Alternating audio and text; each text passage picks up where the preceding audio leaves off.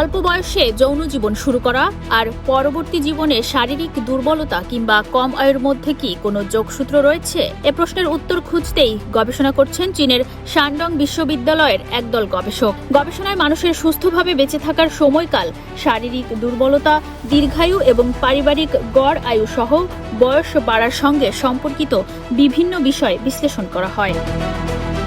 গবেষকদের বিশ্লেষণে দেখা গেছে, যাদের জিনগতভাবে কম বয়সে যৌন অভিজ্ঞতা হওয়ার প্রবণতা তুলনামূলক বেশি, তাদের পরবর্তী জীবনে শারীরিক দুর্বলতা ও কিছু স্বাস্থ্য ঝুঁকির প্রবণতাও বেশি হতে পারে। যুক্তরাজ্য ও যুক্তরাষ্ট্রের কিছু জনসংখ্যা ভিত্তিক গবেষণাতেও এ ধরনের সম্পর্কের ইঙ্গিত পাওয়া গেছে।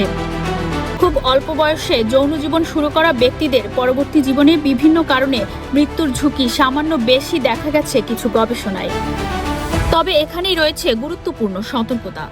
এই গবেষণা থেকে এমন সিদ্ধান্তে আসা যাবে না যে অল্প বয়সে যৌন অভিজ্ঞতাই সরাসরি শরীরের ক্ষতি করে বা দ্রুত বার্ধক্য ঘটায়। গবেষকদের মতে জীবনযাপন, মানসিক চাপ, সামাজিক পরিবেশ এবং বিভিন্ন আচরণগত কারণও এ সম্পর্কের পেছনে ভূমিকা রাখতে পারে।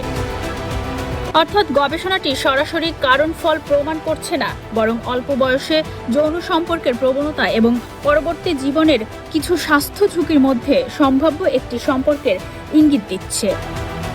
সাগরিকা ইসলাম, প্রাইম টিভি।